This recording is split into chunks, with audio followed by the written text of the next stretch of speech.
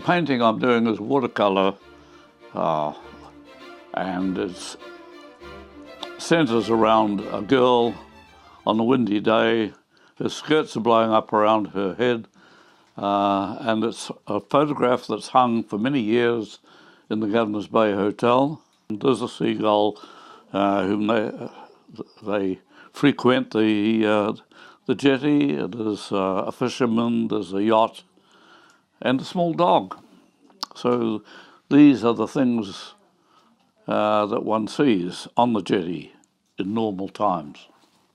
The Doodneys who feature in that are the people who own this house and from whom I bought it, and who are a long-established family here.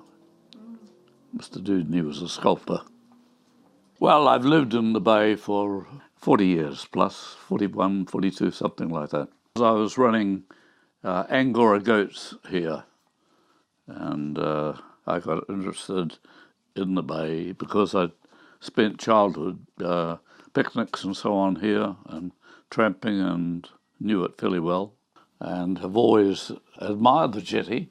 It's such a focal point. You have a lovely panoramic view right round, looking back into the hills here and looking down the harbour.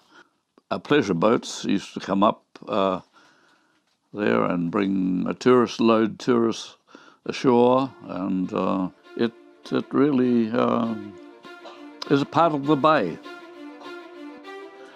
No, Governor's Bay without the jetty is not really Governor's Bay in my thinking.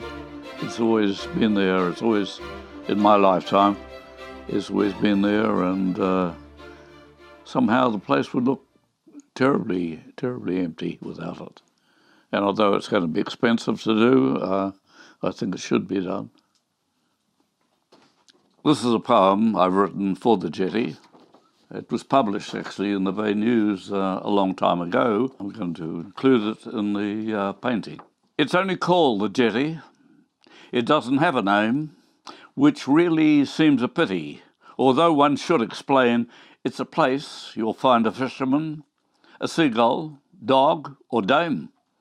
It doesn't like tsunamis because it gets its planking wet. It's the arrow in a full bent bow, but welcome you well met. So walk the dog, chat up a lass, and best of luck to you. But keep a plastic ever near and snag that doggy poo.